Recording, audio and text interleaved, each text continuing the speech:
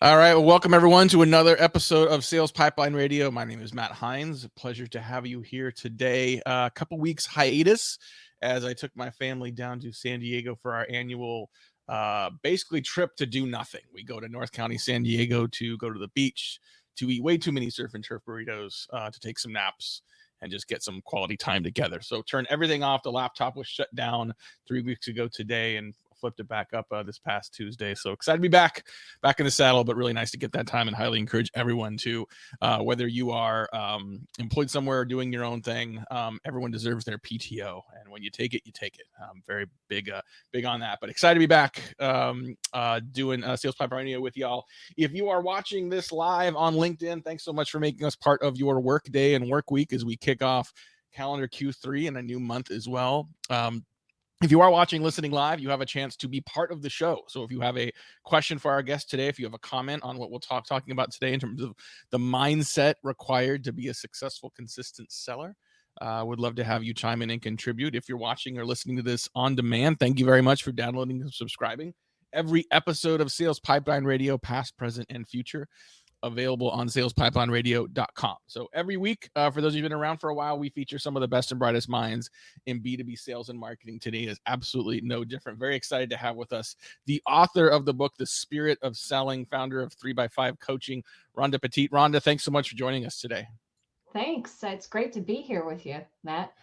So I'll be honest, like we get a lot of pitches from a lot of people for guests and topics on the show, and yours stood out for sure, just in terms of just the topic and the depth of what we could cover in this. Because I think a lot of times, as you well know, a lot of when we think about sales support, sales enablement, it's a lot about the structure, or what I think you describe as the mechanics, right? Like Mm. what's the playbook, what are the systems we have, what are the tools I have.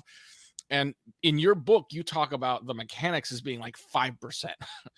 and you talk about how important mindset is. And so, our audience is B2B sales and marketing folks. And even for the marketers that are supporting salespeople and want to create more effective sales enablement programs, let's talk about that mindset. So first, maybe just introduction to you, who you are and where this book came from, and then we'll get into it. Sure. So, my name's Rhonda Petit, and I am in the Philadelphia area. And how this book came about is I started my coaching business in 2019. I ended up going to a Matrix event with the late great Bob Proctor. Mhm. And this was an event for startups and businesses to network, etc. And he started talking about all these laws, and I was just kind of fascinated. I think a lot of the laws we've all heard them, maybe if we went to science class and Newton's law and things like that, but universal law in terms of selling, I started to really study it.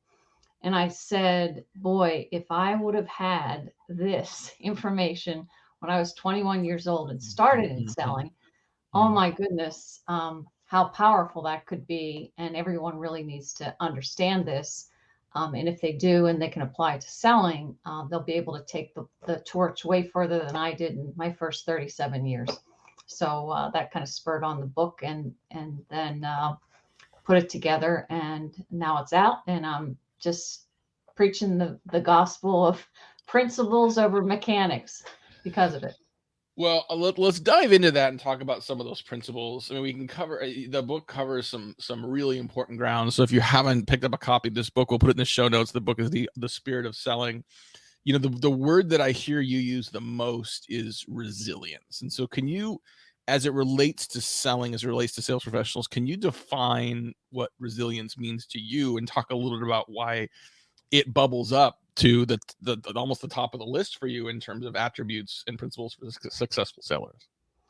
Well, I think when we're in sales, we need to have a bulletproof sales mindset. And when I talk about bulletproof sales mindset, I think we have to realize that today, especially, the world is changing ever so fast. I know, just think of some of the major events that changed the sales landscape, whether it was 911 originally, We can't go walking into buildings. We had to go through all kinds of security, and then we had the pandemic, and we weren't even allowed to go to the buildings. We had to do virtual selling and do all kinds of things. But resilience is really important because, and it comes down to a mindset, I think, of whether you get caught up in what my mentor calls recency of events, or do you stay in your intentionality of what you're doing, where you're going, and why you're doing it,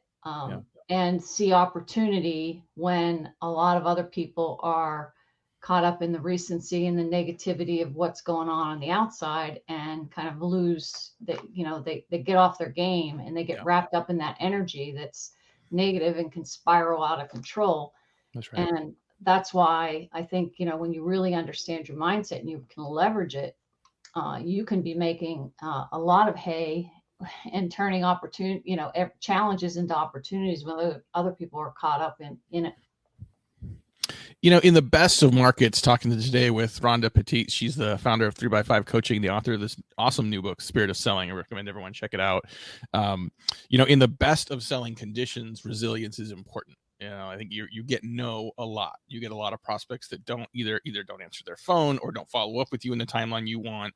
And so resilience and the ability to continue is really important. I think, as we record this, there's maybe a little bit more economic headwinds. We've got a lot of companies sort of just making sure, like, hey, am I doing the right thing? Am I preserving cash? Am I thinking about runway? And so now, in a more challenging selling condition, there's still lots of companies buying, still lots of companies looking at this as an opportunity to accelerate, not to slow down. How do you help with how do you think about resilience as a seller? And then what is the opportunity for sellers to embrace and evangelize resilience to their buyers in this market as well? Well, I think everything's about perception, right? And point of view, how you look at it. Mm-hmm. And if you can't give what you don't got, right? So if you are resilient, you're going to be able to pass that resiliency attitude to another. And I think from selling or just anything, attitude really is everything, that energy field that you set. So, I always like to look at, if you're going into a sales call, you've got to make 3 composites, right?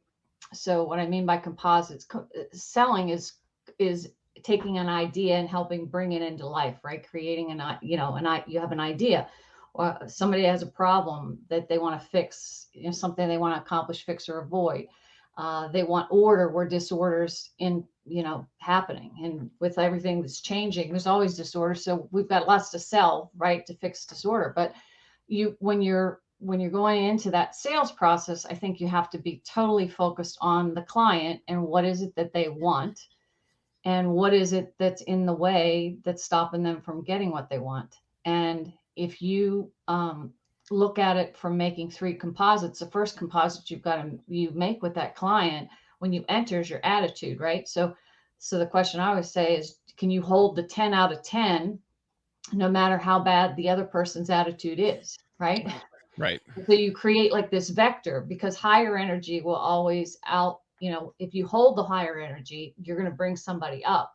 Right. But if you match it or mirror it, you're going to pull yourself down, and that would be not having that resilience in the beginning. So it's real important.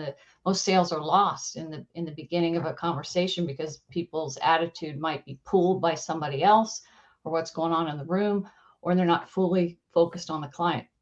The second thing is, you've got to really get that picture in the mind of your mind. What do they want? So you want to ask a lot of questions about the visual, because we think in pictures.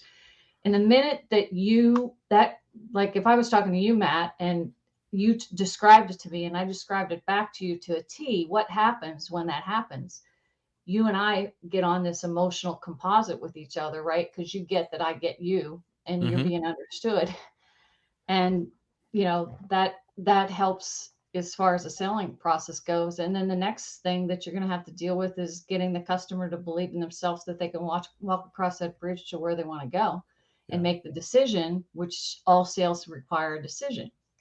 So when we're selling and being resilient, we have to really think about, from a principal standpoint, what's going to get that person to act, what's their motive, why do they need it, and in that questioning process, when you really seek to understand, and you can make that composite, and then you hold that belief and that attitude for them, and you look at them and you say, you're a superstar, you can do this, and they feel Mhm. that belief, they're going to walk across the bridge and decide to go for it. And so Mhm. in an economy, if you're walking in there and you're seeing opportunity and you're helping them see the opportunity and something that they can leverage that nobody else is going to do, and you Yeah. get them excited about it, they're going to act and decide and go, right?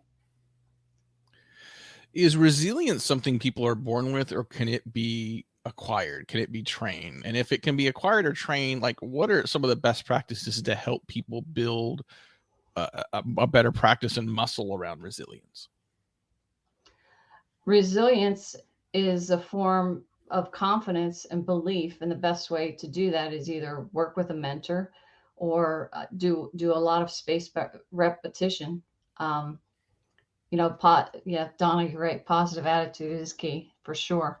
But the biggest thing that builds belief is that repetition and working with someone that believes in you. So if you're the sales pro in front of the client, you've got to have belief in them just as much as you have belief in yourself. And sometimes I think one of the things that I found that's good to do is just catch yourself. How often do you judge the client? Do you judge the Mhm. company? Do you judge the experience, before you even get in there? And if you judge Mhm. it, that's weakness. It's a better way to do it is like trade judgment for observation and say, Mhm. I'm going to be curious Mhm. and start thinking, just observing what's going on, and that puts you in a place of power. I love that. So for sales managers or just hiring managers that are listening to this, talking today again with Rhonda Petit. She's the author of the new book, Spirit of Selling. With a few minutes we got left here, a couple more questions for you. I think one is, how do you hire for resilience? What do you look for in someone's experience? What questions can you ask up front that help you understand whether someone is bringing a level of sort of a skill set around resilience with them into a new job? I would ask them about their past successes and what they thought made them successful. What kind of goals that they have to move forward, how effective they are at making decisions. Most indecision is a result of lack of confidence. Hmm. And so if someone has a lack of confidence and they don't make decisions quickly, um, they probably need to build up that self image and their confidence set. Where a resilience person, to me, it's the big desire. Desire is the key. If somebody's got like red hot desire and a goal to go after something, they're going to be resilient if they want it. That desire creates, brings about creation, right? All desires come to form. Love it. Last thing I want to ask before we have to let you go, in the book, you talk a lot about sort of some common sales misconceptions, and one of them that I wanted to highlight is this idea that introverts can't be successful sellers, that you need to be an extrovert to be successful at selling. You don't agree with that, so I'd love to have you sort of unpack that to help people understand sort of what introverts can bring to the table and why they too can be successful at selling. Well, introverts are great observers, right? They're very good observers. They listen more than they talk. And the power of that, my very first mentor when I was 21 told me, Rhonda, you have two ears for a reason, one mouth. So, zip the lips and listen more than you speak. And so I think the introverts, it's all a misconception. We all have equal, right. We may favor right brain or left brain, but we all have the same potential. We're all built with the same divinity within. But I think introverts, because they're really, really good listeners and observers, um, turn out to be really fantastic professionals because of that. And I Love it. think we can learn from them. I completely agree. As long as we can shut up and listen, Yeah. listen and observe, and sort of watch what they're doing to create magic, and use resilience, and desire, just as much desire as anyone who's a extrovert. Well, this has been great. I really appreciate you. I know you're super busy. Thanks for taking some time today, Rhonda, to join us today. If you want to learn more about Rhonda, you can go to 3by5coaching.com. That's 3x5coaching.com. She's got a lot of great resources on the website. You can buy the book directly there. You can find it on Amazon. The book is The Spirit of Selling. If you've enjoyed this conversation today and want to learn more, definitely pick up a copy of that at Amazon and other places. Rhonda, thanks so much for joining us today. Thank you, Matt, for having me. I really appreciate it. And thank you to everyone who was listening, watching. Donna Peterson, thank you for participating, and throw your comments in as well. We will be back next week and every week throughout the rest of this summer with more great topics. My name is Matt Hines. Thanks again for watching us on another episode of Sales Pipeline Radio.